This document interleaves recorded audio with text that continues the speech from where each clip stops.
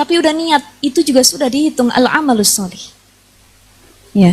Makanya segala sesuatu niatinnya yang baik, bah. An-niyatu mahalluha fil qalb, niat itu tempatnya di hati, bukan di lisan. Ada niat, ada azam, panjang nih bahasannya, kita belum masuk bahasan al-maqalah as-salisah. Ya Bu ya. Ada niat, ada azam. Saya pengen nanya sama ibu-ibu. Ibu misalkan bulan depan pengen umroh, bilang sama saya, Ustazah, insya Allah pertengahan bulan depan nih saya mau umroh. Itu niat apa azam? Niat apa azam? Sekali lagi, niat atau azam? Itu azam. Kapan niat umrohnya? Labbaik Allahumma umratan nawaitul umrata wa ahramtu biha. Labbaik Allahumma labbaik. Labbaik la syarika laka labbaik. Innal hamda wan ni'mata laka wal mulk la syarika lak. Nah itu niatnya, kita baca niatnya ketika lagi ngambil mikot. Ada yang di Bir Ali, ada yang di Ja'ronah, ya, ada yang di Hudaybiyah dan lain sebagainya. Itu yang disebut dengan niat umroh. Sudah mandi ihram, sudah pakai pakaian ihram, sudah sholat sunnah ihram, baru kita dituntun, dibimbing sama mutaifnya. Ibu-ibu, yuk kita niat bareng-bareng. Nawaitul umrata wa ahramtu biha, baru bertalbiyah. Labbaik Allahumma labbaik, labbaik la syarika laka labbaik. Itu yang disebut dengan niat. Jadi niat itu kalau dalam kitab Safinatun Najah pengertiannya adalah qasdu syai'i muqtarinan bi fi'lihi. Bermaksud sesuatu disertai dengan perbuatan. Jadi yang dimaksud dengan niat adalah sesuatu yang dimaksudkan dibarengi sama amal solehnya. Ibu mau sholat, niat. Kapan niatnya? Ketika takbir kan? Allah, lisan kita mengucapkan Allahu Akbar, hati kita berniat usolli fardhu subhi raka'ataini mustaqbilal qiblati adaan lillahi ta'ala. Ibu mau puasa, niatnya kapan? Di malam hari atau lagi sahur? Nawaitu shauma ghadin an ada'i fardhi syahri ramadhani hadhihi sanati lillahi ta'ala. Tuh.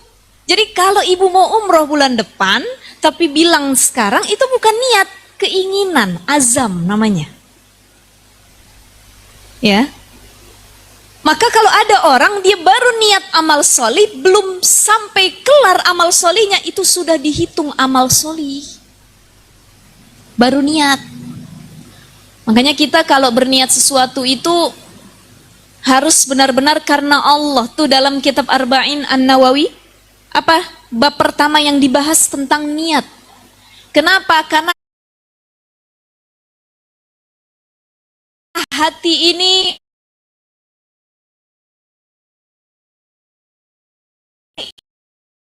Kenapa? Karena hati ini Kenapa? Karena hati ini Kenapa? Karena hati ini cintanya apa kadang-kadang ada sebelnya juga? Banyakan sebelnya apa cintanya? Tergantung kondisi. Betul ya Bu ya? Kalau lagi sebel, sebel. Kalau lagi cinta, cinta benar, Masya Allah ya Rabb. Ini hati kadang berubah-ubah. Makanya niat itu jangan sampai berubah-ubah. Apa yang kita niatkan itu yang didapat. Tuh dalam Arba'in Nawawi, innamal a'malu bin niat wa innamal likulli imri'in ma nawa. Faman kanat hijratuhu lidunya aw yusibuha fahijratuhu ila ma hajara ilai. Ya, siapa orang yang niatnya karena Allah, dia dapat ridha Allah. Ini dulu Nabi pengen hijrah ke Madinah. Nabi bilang sama para sahabat, kalian akan mendapatkan nanti di Madinah sesuai dengan yang kalian niatkan. Ada yang niatnya karena Allah, makin soleh nyampe Madinah. Ada yang niatnya di sana, kan dia orang Mekah nih, nanti sampai nyampe Madinah kira-kira perempuannya cakep-cakep nggak ya? Kalau ada yang cakep saya nikahin satu dah, boleh dah. Akhirnya benar nyampe Madinah, dia nikah sama orang Madinah. Ada yang niatnya, oh kayaknya Madinah nih bisa jadi tempat atau wadah saya untuk berusaha, berdagang. Udah saya jualan aja nanti di Madinah, benar jadi pengusaha. Jadi apapun yang kita niatkan di situ Allah realisasikan. Makanya hati-hati, niatnya kudu dibenerin, ditajdid lagi, diperbarui lagi. Ibu datang ke Rumil, niatnya apa nih?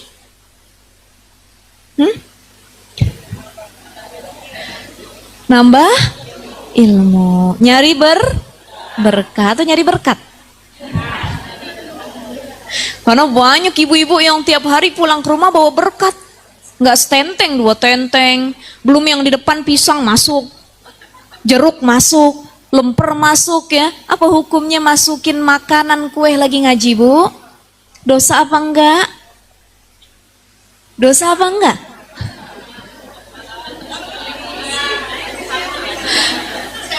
Dosa apa enggak? Kalau sohibul hajatnya redho. Kata sohibul hajat yang punya acara, Bu, ini yang ada di depan, mangga, bungkus, ambil plastik.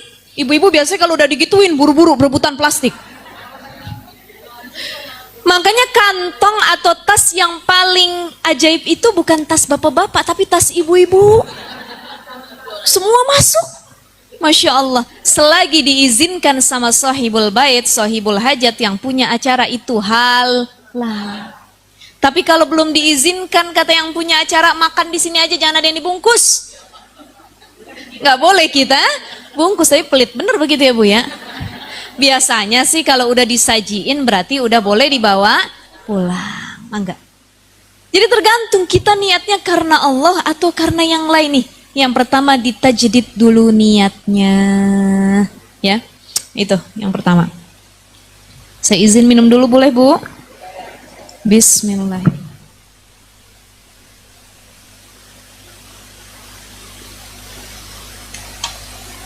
Baik, amal soleh tadi ada arba'atu asya, 41 ilmu. Yang kedua an-niyatu, niat. Yang ketiga was-sabru, ibu sabar. Badannya sabar, hatinya sabar, jiwanya sabar, semuanya sabar, itu amal solih. Sabar dihianatin sama orang, amal solih. Nauzubillah min zalik, tapi ya Bu ya. Sabar hak kita dimakan sama orang lain, amal solih. Sabar ketika kita dizolimin oleh orang lain, amal solih. Jadi yang masuk dalam kategori amal solih adalah orang yang punya sifat sabar. Ini yang pertama. Jadi sabar itu ada 2, ada sabar menjalankan ibadah kepada Allah, ada sabar menahan diri untuk tidak melakukan maksiat. Bu, jangan dimakan, kenapa? Lagi puasa, kita sabar tuh. Kapan azan maghrib nih ya Allah? Ngelihat handphone, ada video es campur, pakein kolang-kaling, ngelihat TV iklan sirup, ngelihat anak-anak lagi pada makan, ya Allah sabar. Ini namanya sabar ketika sedang beribadah kepada Allah. Yang kedua, sabar menahan diri untuk tidak melakukan maksiat. Bu, ikut yuk Bu, ngapain? Ini kita punya berita baru. Nih hati-hati, membicarakan orang lain, benarnya ghibah, salahnya fitnah. Tapi benar ustazah, ini mah kagak bohong-bohong kata ibu-ibu. Saya valid dapat info, emang ibu itu begini orangnya. Walaupun benar, itu jatuhnya ghibah. Kalau itu salah, jatuhnya fitnah. Hati-hati ini, ya. Wal ghibatu tuzilul amal sholih. Gibah itu bisa menghilangkan amal solih. Ibu udah sholat, puasa, bakti sama suami, didik anak-anak. Tiba-tiba pas datang ke pengajian, ibu gibah sama kawan-kawan. Habis amal solihnya, dimakan oleh gibah tersebut. Ini, wal ghibatu tuzilul amal solih. Ilmu, niat, sabar. Yang ketiga, wal ikhlas. 4. Yang ketiga, sabar. Yang keempat, ikhlas. Niat, ilmu, sabar, ikhlas. Ini yang disebut dengan amal salih. Ikhlas, ya Allah, saya ikhlas. Apa yang disebut dengan ikhlas, Bu? Ikhlas itu tatkala lisan kita tidak lagi berucap kata ikhlas. Kalau ada masih ibu-ibu yang sering ngomong ikhlas, ada orang minjem sama kita ngutang. Berapa? 5 juta. Gak mau bayar, kata temannya, emang kamu gak nagih, udah saya mah ikhlas, biarin aja. Padahal dalam hatinya dongkol. Mudah-mudahan besok begini dan lain sebagainya. Nih, orang ikhlas itu adalah ketika lisannya tidak lagi mengatakan ikhlas. Ini benar-benar ikhlas. Kalau dia sering ulang-ulang kata ikhlas, itu belum ikhlas. Sama suami dikasih duit sehari 20.000 buat belanja, ikhlas saya mah bang, alhamdulillah. Bukan ikhlas, nyindir. Apalagi sambil nyuci piring dibentak-bentak piringnya. Wah. Ini bukan lagi ikhlas ya. Jadi ikhlas adalah ketika tidak lagi terucap kalimat ikhlas. Ini yang disebut dengan al-amalus sholih. Oke. Baik ibu-ibu, kita masuk di wal maqalatus salisah. Maqalah yang ketiga. An Abi Bakrin Siddiq radhiyallahu an, dari Abu Bakar Siddiq radhiyallahu an, man dakhalal qabra bila zadin, siapa yang masuk ke kuburan, siapa yang wafat nanti, yang sudah dikuburkan, bila zadin enggak punya bekal, ai minal amali soleh, enggak punya bekal amal soleh, faka'annama raqibal bahra bila safinatin. Kalau ada orang keburu masuk kubur, dia meninggal, dia wafat, nggak punya bekal zat amal solih, maka disebutkan faka'annama raqibal bahra bila safinatin, seolah-olah dia seperti orang yang sedang mengarungi lautan tanpa perahu. Bila safinatin, ibu mau nyebrang dari sini ke Lampung, nggak pakai bot, nggak pakai ferry, nggak pakai perahu, ibu berenang sendirian, nyampe apa kagak? Bisa beberapa kemungkinan. Pertama tenggelam, yang kedua dimakan ikan hiu, ya, yang ketiga ya pokoknya udah mati aja begitu, ya. Jadi orang yang masuk ke dalam kubur, dia wafat dan belum punya zat amal solih, bekal, ini seperti orang diumpamakan yang lagi berlayar di tengah lautan tapi nggak pakai apa-apa. Ada orang walaupun dia nggak pakai perahu, ada galon masih dia bisa bertahan. Ada dia pakai getek, tahu getek orang Cinere? Tahu, sini ada getek apa kagak? Bambu ya Bu ya? Masih dia bisa bertahan, masih ada pegangan. Tapi ada orang yang menelusuri lautan tanpa punya pegangan bekal sama sekali, nggak bakalan dia sampai. Ai fayagroku gorkon la khalasalahu illa bima yungkiluhu. Apa maknanya? Ada orang yang kalau dia mengarungi lautan tanpa perahu, dia berenang sendirian, fayagroko gorkon la khalasalahu, dia tenggelam setenggelam-gelamnya, sedalam-dalamnya, la khalasalahu, nggak ada yang bakal bantuin. Orang mau bantuin juga susah. Kemarin saya ngelihat berita di TikTok, ada sekumpulan anak muda remaja itu di daerah Makassar apa Sulawesi ya, daerah Sulawesi, mereka berenang di area air terjun, ya. Ternyata air terjunnya itu dalamnya 10 meter. Meninggal yang 2. Ada yang pakai jilbab abu-abu sama jilbab hitam. Saya lihat videonya itu Bu. Ya Allah. Itu baru air terjun, baru di sungai. Belum di lautan. Air terjun airnya masih enak rasanya. Lautan udah luas, besar, dalam. Airnya asin lagi, Masya Allah. Makanya waktu itu ada kasus kejadian kapal terbalik di Danau Toba. Di sini ada orang Sumatera Utara, ada orang Medan. Ada Samosir ya, nyebrang arah Samosir. Kebetulan saya punya suami saya Nasution aslinya Medan. Pernah sekali saya nyebrang, memang Bu, Masya Allah, Danau Toba itu kan salah satu keajaiban dunia ya. Airnya hijau banget, jadi kalau hijau itu berarti dalam. Bening, hijau, bersih, Masya Allah. Dan nyampe tengah tuh kita kayak di laut, padahal di danau. Ombaknya besar, anginnya kencang, bahkan kadang-kadang ada badai di tengahnya. Itu nyebrang dari pelabuhan Tomo, kalau nggak salah ke Samosir tuh sekitar 1 sampai 1,5 jam ya. Ada kapal-kapal kecil tuh. Nah itu yang jatuh waktu itu kapal kecil. Sampai minta bantuan dari luar negeri, karena nggak memadai alatnya untuk menyelamatkan para korbannya, itu langsung terbalik gitu ya, karena kelebihan muatan, lagi lebaran waktu itu. Itu mereka ditemukan di kedalaman berapa ya, saya lupa, ratusan meter, ternyata dalam bener itu Danau Toba. Sampai para penyelam yang handal itu nggak bisa masuk ke bawah, nggak bisa. Mereka sampai pakai alat yang diturunin ke bawah, dan itu sampai ratusan meter.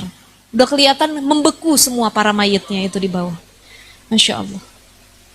Ya Allah Bu, ratusan meter. Ustazah, saya 2 meter aja kagak berani. Loh ya Bu ya. Apalagi ratusan meter, Masya Allah. Nih bagaikan orang yang lagi berenang di tengah lautan. Fayagrokogorkon, dia tenggelam setenggelam-gelamnya. Khola solahu, gak ada yang bisa nolong. Yang nolong juga takut. Illa bima yungkiduhu, kecuali orang yang memang bisa memberi pertolongan kepadanya. Siapa? Pertama Allah. Yang kedua bisyafa'ah Rasulullah Sallallahu Alaihi Wasallam, dengan syafaat Rasul. Dan yang ketiga syafaat keluarga, anak saleh. Idza mata ibnu adama in qata amaluhu illa min salasin sadaqatin jariyatin aw ilmi yuntafa'u bihi aw waladin salihin yad'ulah. 3 yang nanti bakal nolongin kita dalam kubur. Yang pertama sedekah jariyah, ilmu yang bermanfaat, dan anak soleh yang mendoakan. Ini 3 yang bakal nemenin kita. Almal, harta pulang. Ibu punya mobil sehebat apapun, semahal apapun, apa keluaran terbaru? Palisade. Alphard keluaran tahun 2024 paling mahal. Kira-kira kalau kita mati ikut dikubur apa enggak? Enggak. Yang ngerasain siapa? Bini baru. Nih hati-hati nih, nggak ada yang tahu kita masalah hidup ini ya Bu ya. Sibuk kita di dunia, maka judul kita kejar akhiratmu, biar dunia ngikutin kamu. Dunia yang seperti apa? Dunia yang bisa mengantarkan kita menuju surganya Allah Subhanahu wa Ta'ala. Karena banyak dari kita yang cuma ngejar dunia, lupa sama akhirat. I'mal li dunyaka ka'annaka ta'ishu abadan wa'mal li akhiratika ka'annaka tamutu godan. Beramal kamu untuk akhirat seolah-olah mati kita besok. Beramal kamu untuk dunia seolah-olah kamu selama-lamanya hidup. Jadi bekerja boleh, tapi jangan lupa sama akhirat. Pas mau kerja niatin, ya Allah, saya niat mencari nafkah lillahi ta'ala untuk ibadah, cari ridhamu untuk menafkahi keluargaku. Itu semua tuh niatinnya karena Allah, buat amal soleh, buat ibadah. 3 cuman yang ikut.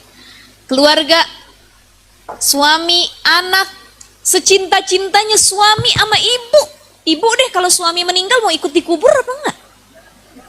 Tapi katanya cinta. Kalau suami meninggal, ya udah ogah saya mandi sendirian aja, begitu ya Bu ya. Makanya tidak akan ada yang bakal menemani kita di dalam kuburan nanti kecuali 3 tadi, sedekah jariyah, ilmu yang manfaat, anak soleh yang mendoakan. Apalagi anak soleh ini dia ahlul Quran. Ahlul Quran. Jadi salah satu anak yang bisa memberi syafaat orang tuanya nanti kelak di yaumil akhir, di kuburannya. Di akhirat kelak, yaitu anak yang mereka ahlullah. Hum ahlullah. Mereka yang hafal Quran. Walaupun anak kita nggak hafal Quran, minimal tuh anak bisa baca Quran. Hafal Quran. Anak saya nggak hafal Quran ustazah, cuman baca Quran tiap habis sholat, nggak pernah ketinggalan. Bagus, ini juga yang ngasih syafaat nanti sama orang tuanya.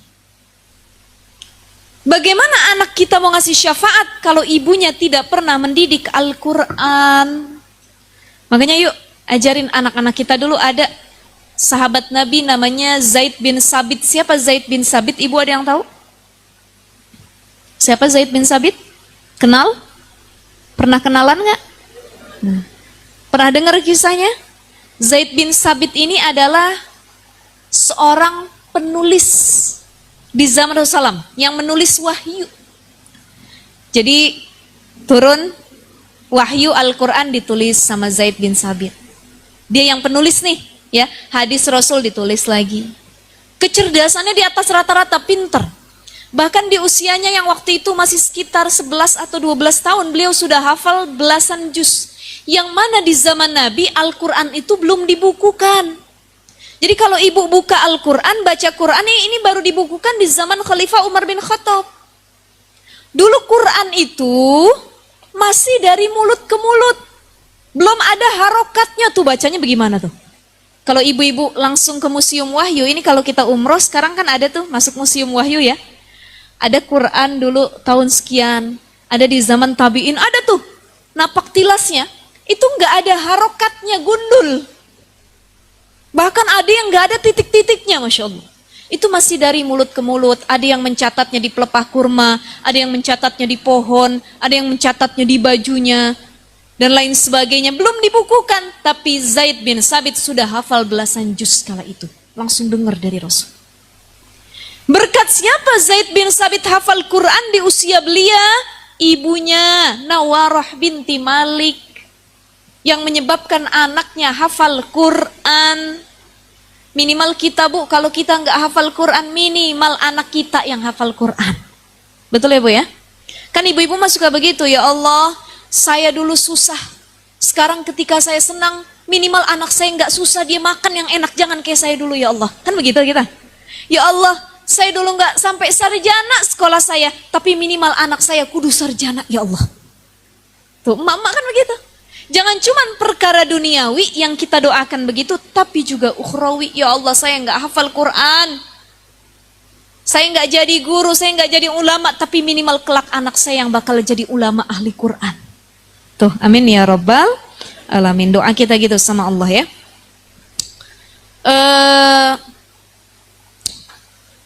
Bima yungkiduhu, jadi yang ngasih syafaat itu apa? Satu, rahmat Allah, Allah yang nolong. Yang kedua, syafaatnya Rasul.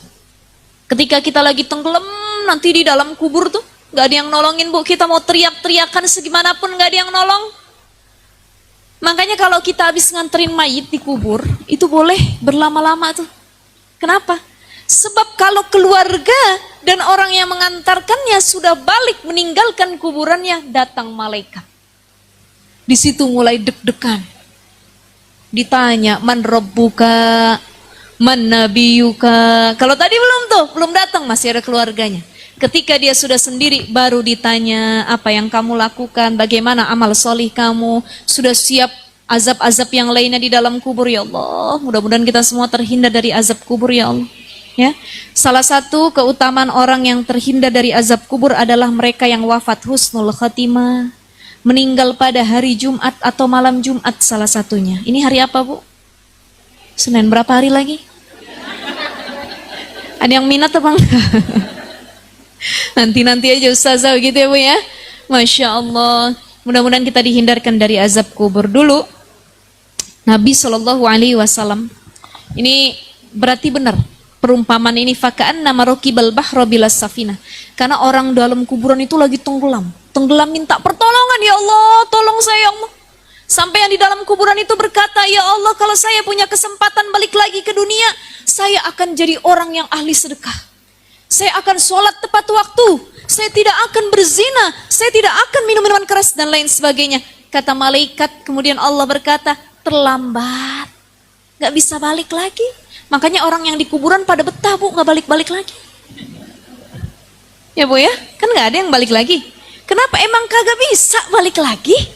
Mau gimana balik lagi gitu ibaratnya, Masya Allah. Itu mereka semua diazab oleh Allah.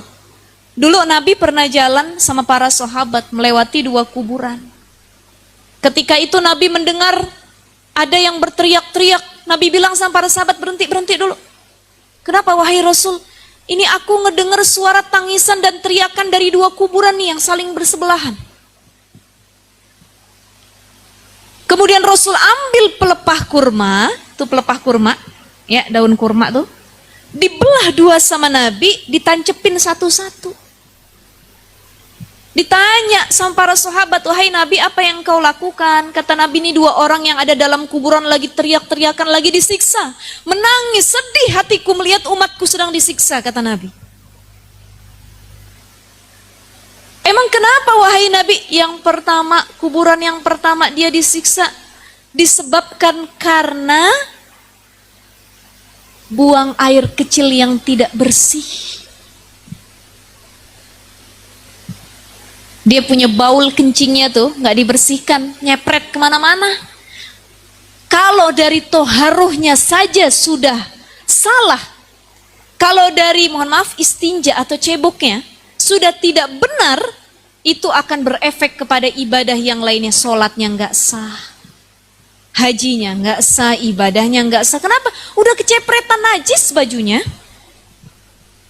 Makanya kalau orang-orang yang warok, benar-benar warok, dia kalau habis buang air kecil atau mau buang air kecil, dia buka dulu pakaiannya.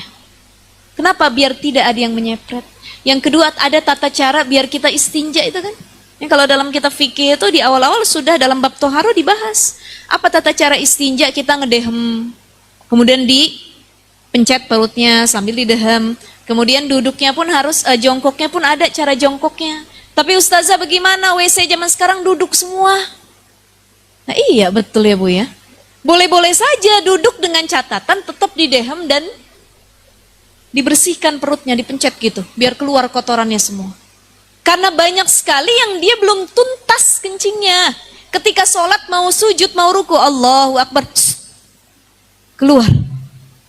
Ya, tapi bisa kita bedain Bu. Kalau yang keluarnya itu ada tekanan, kita merasa ada tekanan, berarti itu air kencing. Batal sholat kita.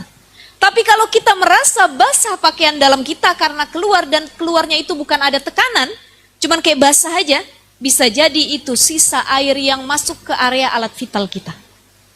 Nah itu tidak membatalkan. Jadi ada tekanan atau tidak. Kalau ada tekanan berarti itu batal. Ya, maka harus diperhatikan orang zaman sekarang kan semakin dia kaya, semakin dia modern, istinja atau ceboknya semakin amburadul.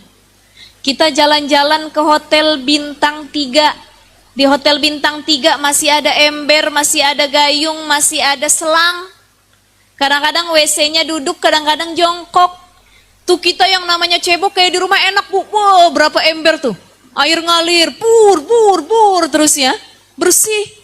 Itu bintang 3. Nginap ke hotel bintang 4. Ember kagak ada, gayung kagak ada, ledeng kagak ada, adanya shower. Begitu dipencet kekencengan. Masya Allah, kata ibu-ibu. Kaget nih, kenceng bener ya katanya ya. Belum di setting itu. Ada setting kecil, ada setting besar. Akhirnya cuman pakai shower. Kadang showernya keluar kecil. Gak puas kita untuk istinjanya. Bahkan kadang-kadang gak bersih. Dah. Hotel bintang 4 naik. Kita nginep di hotel bintang 5. Ya, shower kagak ada, ledeng kagak ada, ember, gayung kagak ada, WC duduk, ternyata tuh air dipencet keluar dari belakang. Begitu dipencet tuh air nyemburnya sampai pintu. La ilaha illallah, kata, habis baju semua. Ini realita ya Bu ya, betul ya Bu ya. Biasa kita pakai shower atau pakai gayung, tiba-tiba kita nemuin WC yang dia tuh keluar semburan dari belakang. Pasti saya yakin ibu-ibu dalam hati tuh merasa, ya Allah saya kurang nyaman, bener ya Allah istinja model begini. Betul nggak? Tapi kalau pakai, ya minimal kalau showernya kenceng gitu ya Bu ya. Atau embernya ada, gayungnya ada, enak tuh kita istinja. Ada lagi. Kalau sudah di tingkatan yang lebih luks lagi, lebih mewah lagi, gak ada air sama sekali, pelit sama air. Tapi tisu banyak bergulung-gulung. Ya Robbi. Saya walaupun naik pesawat Bu, saya biasanya kalau naik pesawat tuh nyiapin air segini nih, air spray. Segini. Karena gak betah kalau cuman pakai tisu. Jadi cara istinja yang benar itu bukan tisu basah duluan baru kering. Itu nggak bisa menghilangkan najis. Tapi kering dulu baru basah. Kering dulu baru basah. Tapi kalau kita ngelapin bayi ustazah biasanya langsung tisu basah. Kan bayi mah belum ibadah, belum sholat dan lain sebagainya. Tapi kalau kita tidak bisa menghilangkan zat najis tersebut, maka bersihkan dengan tisu kering dulu. Udah hilang, baru kita hilangkan dengan tisu basah. Kalau tidak ada air. Tapi kalau saya lebih prefer, saya lebih suka ada air ya. Bahkan istinja yang baik itu air campur batu. Pulang dari sini ibu mampir lu ke kali mana gitu cari batu-batu kecil. Ya. Karena afdolnya itu kalau dalam babut toharo tentang pembahasan istinja, istinja yang baik itu batu dicampur dengan air. Tapi kalau cuman ada air tidak apa-apa. Kalau cuman ada batu ustazah ya nggak apa-apa juga. Cuman saya rasa-rasanya masih nyisa aja begitu ya Bu ya. Ini bahasan fikih ya Bu ya. Oke, nyampe mana tadi kita tuh? Jadi kata Nabi yang pertama yang lagi disiksa adalah mereka yang buang air kecilnya tidak bersih, istinja atau ceboknya amburadul, nggak bersih. Masya Allah, ternyata diazab dalam kubur. Dari hal sepele, buang air kecil yang nggak bersih, buang air besar yang tidak bersih, ngaruh kepada ibadah lain. Yang kedua kata Nabi, Wa amal akhar fakana bin namimah. Yang satu lagi nih yang disiksa dalam kubur, yang lagi teriak-teriakan minta tolong, tolong, tolong, adalah mereka yang selama hidupnya rajin mengadu domba. Bermuka dua, bisa 3, bisa 4 juga. Tergantung keadaan. Kalau di sini muka yang pertama, sini yang kedua, sini ketiga, keempat. Oh, pinter, sesuai suasana. Ini orang yang rajin mengadu domba. Berbicara di depan lain, di belakang lain, hobinya membuat kericuhan. Kata Nabi, nih yang disiksa di dalam kubur. Sekali lagi, la khalasalahu, nggak ada yang nolongin. Illa bima yungkiduhu, kecuali bagi yang bisa menolong anak-anak yang jadi anak-anak soleh. Bisa narik kita nanti, ngebebasin kita dari azab kubur. Anak soleh yang dia hafal Quran, anak soleh yang bisa baca Quran, anak soleh yang bisa mengirim doa, fatihah, sedekah buat orang tua. Maka kalau ada yang nanya, Ustazah boleh nggak kita bersedekah atas nama orang tua yang sudah meninggal? Boleh. Boleh nggak Ustazah saya berbuat baik atas nama orang tua yang sudah wafat? Boleh.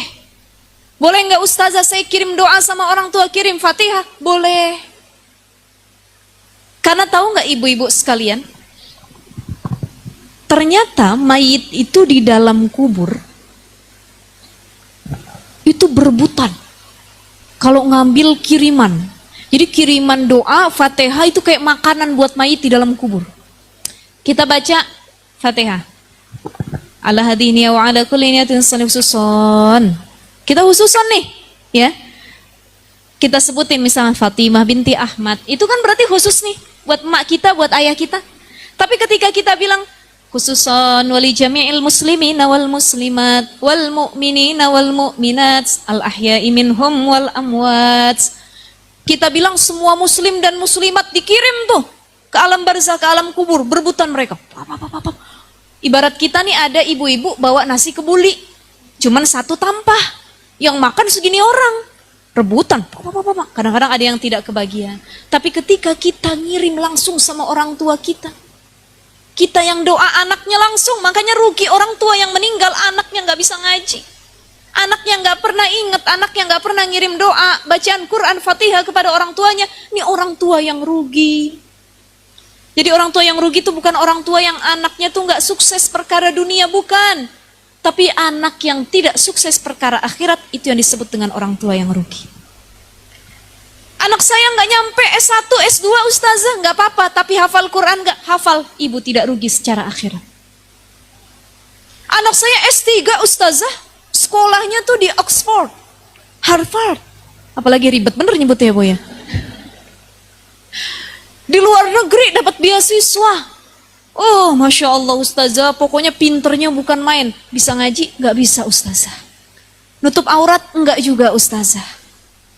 Kita cuman untung di dunia, tapi rugi secara kehidupan akhirat. Ya, makanya ini yang harus jadi muhasabah, self-talk, renungan diri. Ya Allah, ya Allah. Saya jadi orang tua udah berhasil nggak mendidik anak saya cinta sama Al-Quran, dekat sama Allah. Karena takutnya kita keburu meninggal, tapi nggak ada yang ngedoain kita Bu. Lah kalau saudara, paman, bibi, ponakan mana inget-inget sama kita Bu. Kan yang inget siapa? Anak sendiri. Tapi banyak anak juga yang lupa sama orang tuanya. Ya Rabbi, makanya yang bisa nolong adalah doa anaknya. Anaknya berdoa, Allahumma ja'al kuburahum rawdah min riyadil jannah wala taj'al kuburahum hufratan min hufarin niran. Dia doain setiap habis sholat, Rabbi ufirli wali walidayya warhamhuma kama rabbayani shaghira. Ya Allah, ampuni dosa orang tuaku ya Allah yang sudah tiada, jadikan kuburnya rawdah min riyadil jannah, taman surga ya Allah. Ini doa anak khusus sama orang tuanya.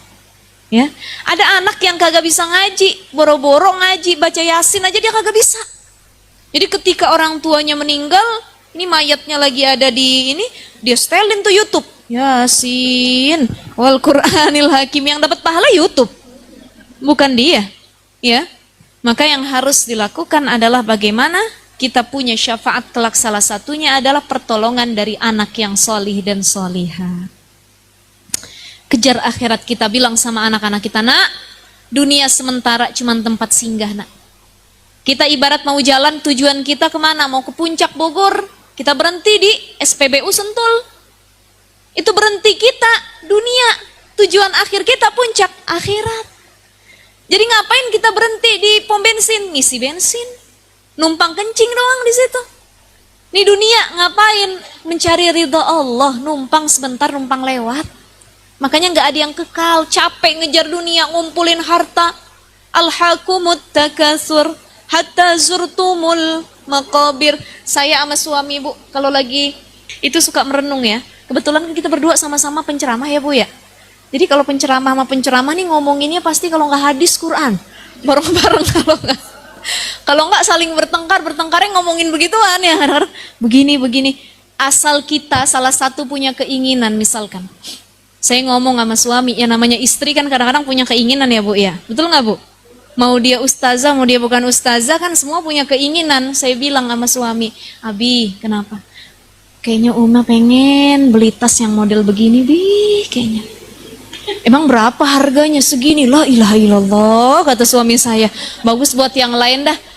Ketika saya berbicara keinginan saya pengen ini, suami saya langsung mengutarakan ayat Allah yang tadi. Alhaqumut takasur hatta zurtumul maqabir. Uma, berapa lama lagi sih kita hidup, kata suami saya. Akhirnya saya yang tadi mau beli kagak jadi Bu. Kagak pernah jadi.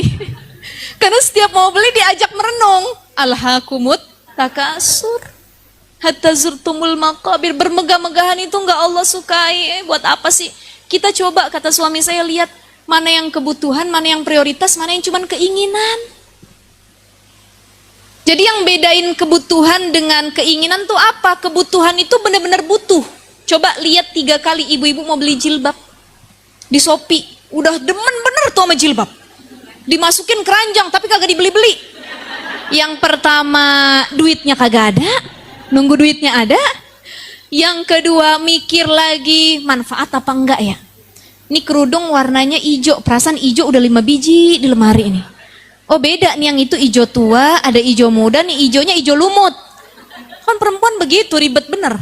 Masalah hijau aja beda, pinknya beda, abu-abunya beda ya. Masya Allah, ini masalah di situ nggak kelar-kelar. Ketika mau beli, kita lihat lagi di keranjang. Saya yakin ibu-ibu kalau ada sesuatu di keranjang dilihat bolak-balik. Masih ada stoknya gitu ya. Sama kita Bu ya, begitu juga. Jadi ketika kita lihat ini prioritas, keinginan atau kebutuhan. Jadi kalau cuman keinginan, kita lihat sampai 3 kali berulang-ulang bahkan lebih, baru kita bertanya dalam hati, butuh atau enggak, manfaat atau enggak. Oh enggak manfaat, cuman buat gaya, nggak usah dibeli. Tapi ketika berkali-kali kita lihat, harus ganti handphone baru, butuh apa enggak, melihat handphone lama, oh udah rusak nih, butuh kayaknya nih, ya. Jadi harus dilihat berkali-kali dan renungin ayat tadi. Pokoknya saya sama suami kalau punya keinginan begitu. Suami saya juga begitu Bu. Asal dia mau beli ini, Uma kayaknya Abi mau beli ini. Alhaqumut takasur hatta zurtumul maqabir kalla saufa ta'lamun. Nggak jadi. Ya sama saya juga gituin, Abi berapa lama lagi sih kita hidup, udah nggak jadi dah, saling nggak jadi kalau gitu ya. Nah itu jadi reminder buat kita semua ya ibu-ibu ya. Kita capek ngejar dunia, capek ngumpulin duit. Ya Allah, ternyata kita sudah mengumpul, nanti yang menikmati bukan kita juga. Makanya kalau ada harta banyak, dunia sudah dikumpulkan, kita sudah selesai dengan dunia kita, tinggal cari akhiratnya. Kalau bisa ngejar dunia juga, plus balance ngejar akhirat juga. Kerja juga, ibadah juga. Sholat juga, boleh kumpul sama temen juga dan lain sebagainya. Tapi tetap balance. Ini namanya ngejar akhirat, dunia ngikut. Ada orang yang cuma ngejar dunia, akhiratnya nggak bakal ngikut. Kenapa? Dia sudah lalai dengan dunianya sendiri. Ya Rabbi, tadi alhaqumut takasur hatta zurtumul maqabir. Sekali lagi nggak ada yang tahu kapan kita masuk ke dalam kubur. Sebelum terlambat, yuk fokus ngejarnya akhirat. Ini baru 1 makalah ya Bu ya. Baik, satu lagi. Wal maqalatur rabi'ah, maqalah yang keempat, an Umar radhiyallahu an, dari Umar radhiyallahu an, nukila an Syekh Abdul Mu'ti As-Samlawi ya. Dinukil dari Syekh Abdul Mu'ti As-Samlawi, anan Nabi sallallahu alaihi wasallam, bahwasanya Nabi sallallahu alaihi wasallam qala li Jibril, Nabi bertanya kepada Jibril alaihi salam, wahai Jibril, sif li hasanati Umar. Coba dong sebutin kepadaku apa saja kebaikan Umar. Faqala, berkata Jibril, lau kanatil biharu midada wasyajaru aklaman lamma hasartuha. Kalaupun lautan jadi tintanya, wasyajaru aklaman, dan pohon-pohon jadi penanya, lamma hasartuha, aku tentu gak bakal bisa menghitungnya, saking banyak kebaikan dari Umar itu. Ngangguk Nabi. Kemudian Nabi mengatakan, faqala, berkata kepada Jibril Nabi, sifli hasanati Abi Bakar, wahai Jibril, coba dong kasih tahu kepadaku, sebutin kepadaku apa saja kebaikannya Abu Bakar. Kan tadi Umar tuh gak bisa dihitung saking banyaknya ya. Maka faqala Jibril, berkata Jibril, Umar hasanatun min hasanati Abi Bakar. Kebaikan Umar itu adalah salah satu kebaikan dari kebaikan Abu Bakar. Jadi satu kebaikan seluruh kebaikan Umar adalah salah satu kebaikannya Abu Bakar. Saking banyaknya. Jadi yang paling banyak siapa kebaikannya, Bu? Abu Bakar. Ini ketika Nabi bertanya kepada Jibril. Ya. Ini terkait juga tentang bekal akhirat, ya. Jadi Abu Bakar ini Masya Allah, orang yang sangat tawadu, warok, benar-benar memikirkan akhiratnya. Maka dia punya kebaikan dibandingkan sahabat-sahabat yang lainnya. Terakhir, izzud dunya bil mali wa izzul akhirati bisalihil a'mal.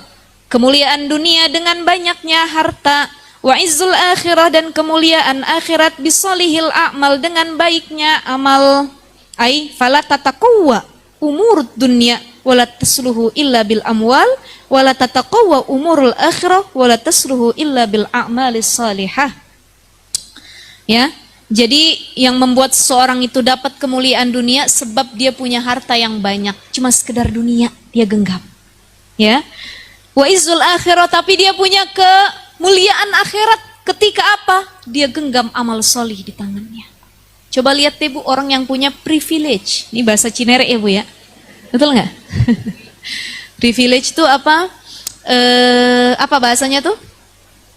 Keistimewaan, kesempatan, peluang yang lebih besar, anak orang kaya, fasilitasnya ada, good looking, bahasa Cinere lagi nih ya Bu ya. Cantik, tampan, tuh privilege semuanya, ya. Makanya ada yang bilang kalau ada orang sukses, dia mah punya privilege. Dia mah punya keistimewaan, tuh babanya, emaknya tuh tuan tanah. Waris dia mah, bukan perintis gitu ya. Kan ada perintis, ada pewaris. Ya kalau kita mah rata-rata perintis, tapi juga banyak yang pewaris. Lebih bagus dia pewaris, kemudian dia bisa meneruskan warisan tersebut untuk melakukan amal soleh gitu. Jadi orang yang punya banyak harta selama di dunia, dia bisa genggam dunianya. Dia punya duit. Berapa uang yang dia punya, di ATM-nya banyak, emasnya di berangkasnya banyak, depositnya banyak, tanahnya banyak, propertinya banyak, bahkan di luar negeri aja dia simpen duit dia saking banyaknya. Dia bisa melakukan apapun dengan uang. Makanya kalau kita dengar orang kaya yang sombong, selalu menyelesaikan apapun dengan uang, uang, dan uang. Kenapa? Karena dia cuma mengejar kemuliaan dunia. Dia buat salah sama orang, udah kasih aja duit, nanti baik lagi katanya. Dia nabrak orang, udah biayain aja, kasih duit yang banyak, tadi diem juga katanya. Dia bikin perkara sama orang, udah bayar aja polisinya. Bayar aja hakimnya, menang kita nanti. Duit dia punya. Dia dapat izzud dunia, tapi dia nggak dapat izzul akhirah. Karena semua dia anggap mulia cuman dengan harta. Korun. Jadi kalau ada orang yang sombong, dia laksana korun. Korun itu saking sombongnya Bu, saking kayanya, itu hartanya tiap hari itu sampai jalan dia. Ini hartanya nih dibawa berapa mobil sama para dayang-dayangnya, dia jalan melewati warga-warga, saking banyaknya hartanya sampai apa bahasa kitanya tuh? Di apa namanya? Kalau dia muter-muter sekampung, diarak gitu. Jadi ketika Korun lewat dengan hartanya, emasnya yang banyak, mewah, istri-istrinya dan lain sebagainya, ini rakyat jelata yang ngelihat, sungguh beruntung Korun dengan hartanya. Padahal ternyata Korunlah yang mendapat azab Allah Subhanahu wa taala. Jadi ibu, kalau ngelihat kawan kita yang kaya raya, Bu, kita nggak usah kecil hati. Kan kadang-kadang kita mah hati kita nih lemah. Ya. Hati kita nih cepet ke distract dengan perkara-perkara yang seperti itu. Ini saya pengen bahasa Cinere aja gitu yang keluar ya. Gitu ya Mak Haji ya. Ngerti nggak Mak Haji? Ya. Ini hati kita nih sering kali down. Jatuh ngelihat orang yang lebih daripada kita. Makanya saya pernah sampein, salah satu penyakit yang paling membahayakan bukan penyakit jasmani, tapi penyakit hati, rohani. Kalau kita penyakit jasmani, darah tinggi, tensi, demam berdarah, jantung, diabetes, langsung berobat. Penyakit hati juga begitu, langsung berobat. Berobatnya apa? Qiraatul Quran, baca Al-Quran, kumpul dengan orang, sholat malam, bersedekah, itu obat hati. Sering berzikir, zikrullah, baca doa, ada dalam Al-Quran, doa yang dibaca kalau kita lagi sakit apa? Fa'idha maritu fahuwa yashfin. Ini lagi sakit badan kita, Bu. Perut kita sakit, pegang. Fa'idha maritu fahuwa yashfi. Dengkul kita sakit, asam urat, pegang. Fa'idha maritu fahuwa yashfi. Ada tetangga beli emas baru, pegang dada kita. Fa'iza maritu fahuwa yashfi. Datang ke majelis talim, ada yang pakai baju baru. Fa'iza maritu fahuwa yashfi. Kan lagi sakit hatinya, lagi penyakit hati kan? Diobatin dengan doa yang ada dalam Al-Quran, zikir kepada Allah. Jadi jangan ibu anggap orang yang hartanya lebih banyak, yang punya privilege tuh hidupnya nggak ada ujian, Bu. Kita nggak tahu aja ujiannya apa. Suaminya tampan, istrinya cantik, anaknya cantik-cantik. Tampan-tampan, hartanya banyak, tiap tahun dia umroh, haji, duitnya luber di mana-mana, apapun yang dia inginkan bisa kebeli. Keluar negeri, kebelahan manapun sudah dia datangi, kita nggak tahu ujian apa yang sudah dia lewati. Ada yang ujiannya kehilangan, ada yang ujiannya di anak-anaknya, ada yang ujiannya di hartanya, dia hartanya banyak ternyata hasil korupsi, dia hartanya banyak ternyata mengambil hak orang lain, nggak ada yang tahu. Makanya kalau ngelihat ada orang lebih enak hidup dari kita, alhamdulillah, mudah-mudahan berkah ya Allah, mudah-mudahan saya dapat rezeki yang demikian juga. Kita nggak usah kita tanya-tanya, kok bisa kaya ya, bagaimana caranya tuh ya? Dicari, kepo kesana kemari, masya Allah itu. Ini nggak tenang hati kita nih, jadi penyakit hati, iri, dengki ya Bu ya. Makanya sekali lagi, yang mau kita kejar apa? Kemuliaan duniakah atau kemuliaan akhirat? Kalau yang kita kejar kemuliaan akhirat, dunia bakal ikut insya Allah. Kita kan pengennya sa'idun fid dunya, sa'idun fil akhirah, bahagia di dunia, bahagia di. Tapi ada orang juga yang sakiun fid dunya, sa'idun fil akhirah. Dia selama di dunia susah, kata Allah sabar, nanti kamu senang di akhirat. Ada yang sa'idun fid dunya, saqiyun fil akhirah. Dia senang selama di dunia, nyampe akhirat dia babak belur. Nggak mau kita begitu. Ada yang selama di dunia susah, nyampe akhirat juga susah.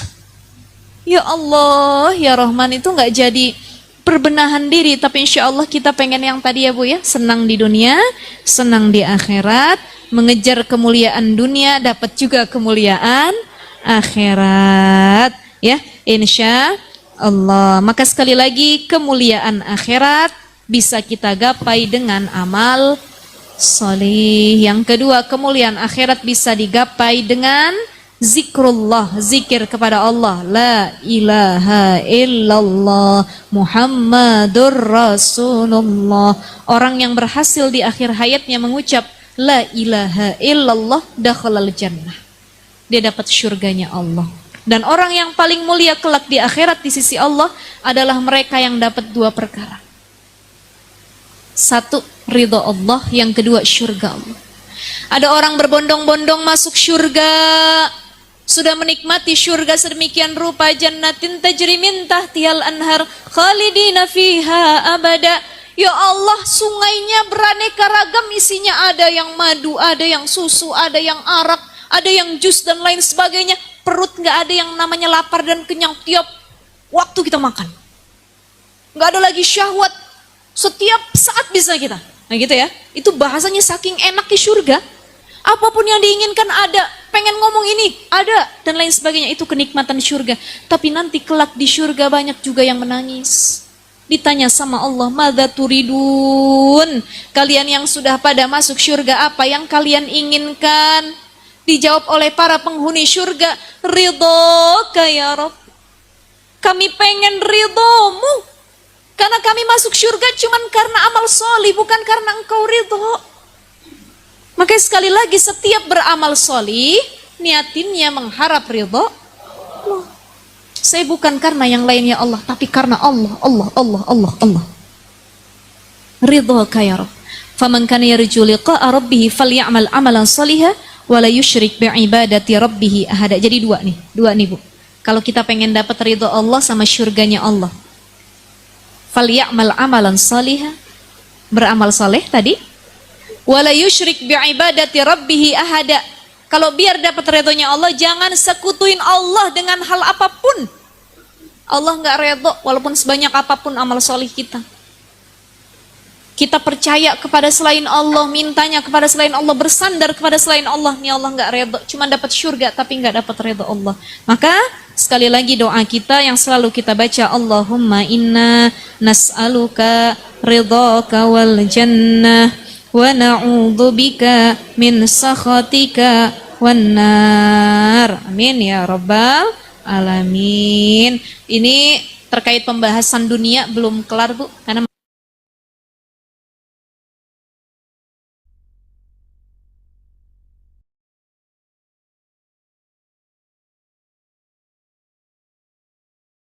dan kita nyampe di maqalah al-Arabi. Naik paling depan di mobilnya.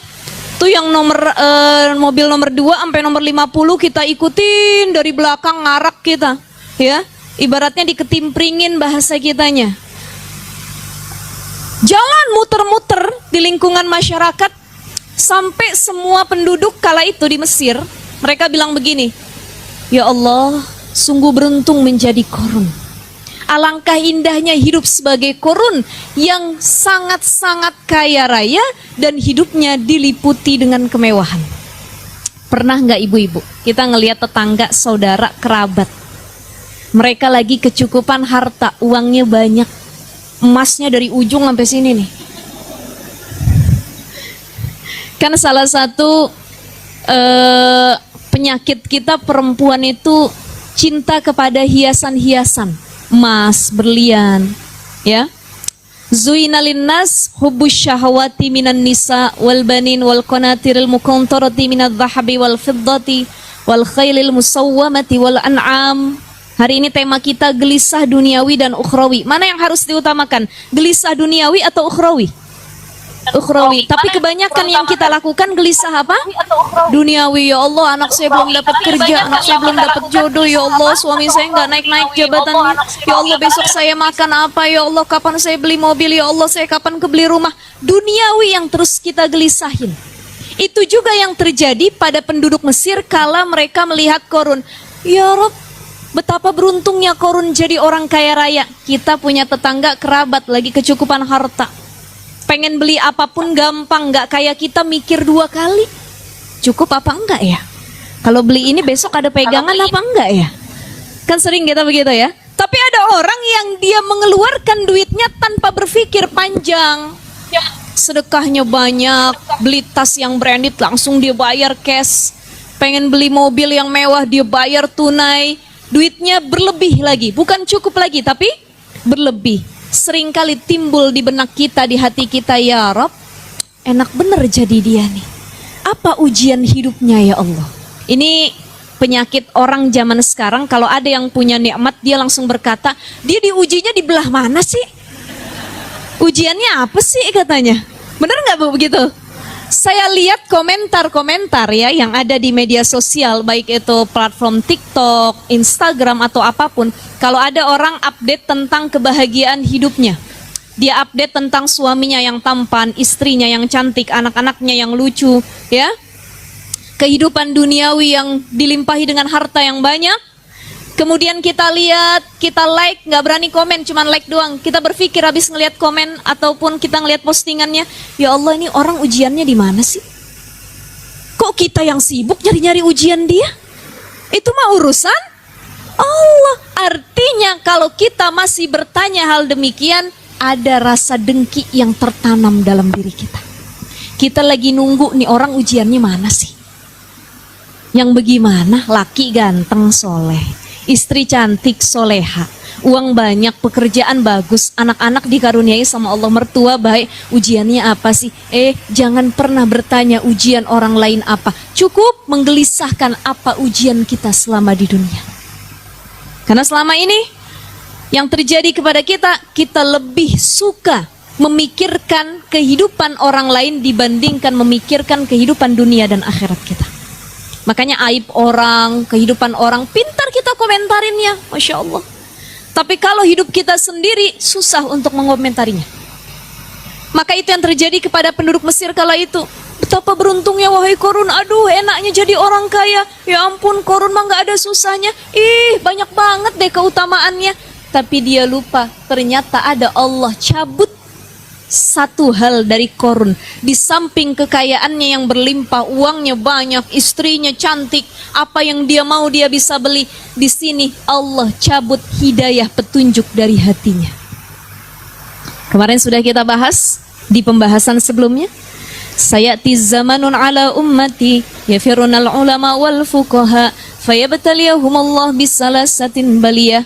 Akan datang nanti suatu zaman, kata Nabi, di mana umatku nih lari dari ulama, ahli fikih, nggak mau ngaji, nggak mau datang ke tempat majelis ilmu, nggak mau ikut taklim, dia nggak mau berjamaah, dia nggak mau dekat sama hukama, orang-orang yang bijaksana sana ya. Ada ulama, ada hukama. Apa bedanya ulama dengan hukama? Ulama itu orang alim. Ulama ini maknanya bukan cuman orang yang punya pengetahuan dalam bidang agama, tapi di luar bidang apapun, kalau dia alim dan memahami terhadap keilmuan tersebut, dia disebut dengan ulama.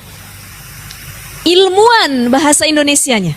Ada orang ahli sains, ahli matematika, ada orang ahli kimia, biologi. Dia paham atau enggak ilmu tersebut? Sampai dia jadi doktor, profesor, ya, bahkan dia buat satu karya dan lain sebagainya. Ini yang juga disebut dengan orang alim. Jadi alim itu maknanya orang yang berilmu. Bukan cuman alim perkara ukhrawi, masalah agama, tapi juga alim perkara duniawi. Jadi kalau ada orang rajin duduk dekat sama para ulama, orang-orang alim, biasanya hatinya lebih lembut, logikanya lebih bermain. Kenapa? Oh, dekatnya sama orang-orang pinter. Mujalasatul ulama, duduknya sama orang-orang alim. Yang diomongin juga perkara ilmu. Coba kalau kita duduknya sama orang-orang bodoh, mohon maaf, sama orang-orang yang kalau kita ngobrol nggak pernah tuh bahas-bahas ilmu. Kalau nggak bahas jilbab, bahas cicilan, ya. Kalau nggak bahas tentang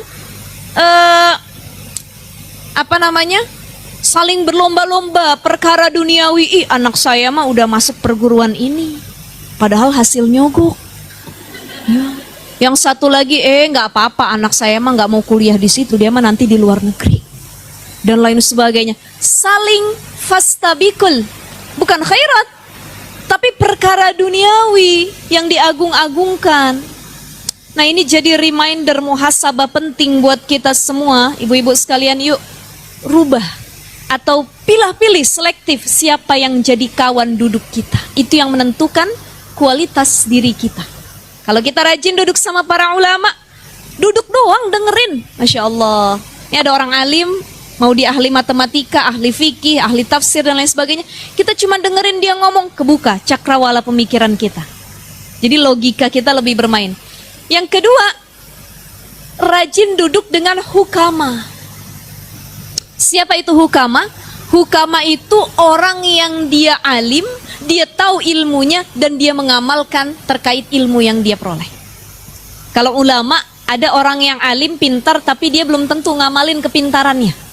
Tapi hukama, dia bukan sekedar alim, dia bukan sekedar hafal, dia bukan sekedar tahu, tapi bijaksana dengan tingkah laku terhadap ilmu yang dia miliki.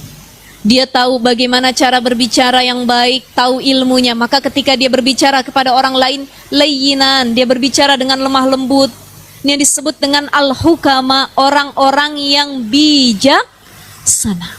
Maka kata Nabi, sayati zamanun ala ummati yafirunal ulama wal fuqaha. Nanti kelak umatku ini gak mau deket sama orang alim, sama orang-orang fakih. Buru-buru mereka mau jadi orang baik. Fayabtaliyahumullah bisalasatin baliyah. Allah kasih tiga azab yang luar biasa. Awaluha yarfa'illahul barakah min kasbihim. Ini ada nih di pembahasan kitab yang awal. Kalau ibu-ibu lihat, kita sudah bahas kemarin ya, nomor 6 sebelumnya. Lihat ya, sayati zamanun ala ummati yafiruna minal ulama wal fuqaha fayabtalihimullah bisalasi baliyat awalaha atau ulahuma yarfa'ullahul barakah min kasbihim. Allah angkat keberkahan rizki yang dia miliki. Jangan salahin, kok kita duit banyak, harta banyak, tapi ketenangan Allah cabut. Kenapa? Karena kita jarang duduk dengan hukama dan ulama. Kita nggak mau ngaji, nggak mau nyari ilmu. Asani yusallituhumullah sultanan zalima. Allah kasih pemimpin yang zalim. Ya Rabb, kita nggak tahu pemimpin kita nih zalim atau enggak, tapi kita minta sama Allah kasih pemimpin yang adil, yang baik. Ibu kenal Umar bin Khattab? Di mana kenalnya? Sering dengar ceritanya ya. Ada Umar bin Khattab, ada Umar bin Abdul Aziz. Ini masih satu, kalau lihat silsilahnya masih Umar bin Abdul Aziz ini turunannya Umar bin Khattab. Secara gaya kepemimpinan, model kepemimpinan, Umar bin Abdul Aziz ini sama dengan Umar bin Khattab, menjadi pemimpin yang dirindukan oleh masyarakatnya. Umar bin Abdul Aziz itu dia dikasih tempat, kan kalau bahasa kita kalau pemimpin tuh ada rumah dinas. Betul ya Bu ya? Rumah dinas, ada fasilitasnya, ada kendaraannya. Umar bin Abdul Aziz juga demikian ketika memimpin kala itu. Satu ketika Umar bin Abdul Aziz itu baru kelar dari pekerjaannya, ada tamu datang. Ditanya sama Umar bin Abdul Aziz, Anda bertamu ke sini dalam perkara urusan negara? Ya, urusan masyarakat atau memang individu, masalah pribadi? Oh, masalah pribadi wahai Umar. Oh, kalau gitu jangan di ruangan ini punya negara. Dimatikan lampunya oleh Umar bin Abdul Aziz, diajaknya ngobrol di luar. Kenapa? Karena ini fasilitas negara yang tidak boleh saya gunakan sembarangan. Anaknya kala itu nangis. Dia ngerengek sama ayahnya, kan kalau lebaran itu banyak yang pengen pakai baju baru. Termasuk anaknya Umar bin Abdul Aziz, pengen dong ya pakai baju baru, Abi tolong dong beliin baju baru. Apa kata ayahnya? Nak, uang yang ayah punya bukan milik ayah, ini punya umat. Dia takut buat korupsi, dia takut makan uang rakyat. Itu Umar bin Abdul Aziz. Kisah Umar bin Khattab. Umar bin Khattab ini tiap malam seringkali nyamar jadi orang biasa. Ibu kalau pernah nonton film Joda Akbar tuh, ya, apa tuh? Tentang kerajaan Mughal di India. Ya, itu kurang lebih kan pemimpin-pemimpin seperti itu ya. Itu suka nyamar-nyamar tuh ke daerah masyarakat kecil. Umar bin Khattab ini suka nyamar, tidak berpakaian sebagai khalifah, pemimpin. Satu ketika sedang berjalan malam hari, Umar dengan orang yang ngikutinnya, asistennya, dengan pakaian biasa, nggak ada yang kenal kalau itu Umar bin Khattab. Lewat satu rumah ada seorang perempuan sedang menangis sambil masak. Dilihat sama Umar, apa yang dia masak? Kok dia menangis-nangis sambil memasak? Begitu dilihat oleh ajudannya, ternyata yang dimasak batu, kagak mateng-mateng. Gimana mau mateng tuh batu ya Bu ya? Batu yang dimasak. Ditanya, kemudian tuk, tuk, tuk, tuk. Assalamualaikum, kata Umar. Waalaikumsalam, kata wanita tersebut. Apa yang kau lakukan? Kenapa engkau memasak batu? Wahai Tuan, ya saya sedang menangis begini. Anak saya itu tidur semua dalam keadaan lapar. Perutnya saya ganjel semua untuk menahan rasa laparnya. Kenapa? Karena saya tidak punya persediaan makan sedikit pun untuk diberikan kepada anak-anak saya. Pentingnya rasa bersyukur. Karena bersyukur itu melembutkan hati. Bersyukur melihat orang yang lebih susah dari kita. Kenapa? Biar kita lebih dekat sama Allah. Kita Bu nggak pernah sampai begitu.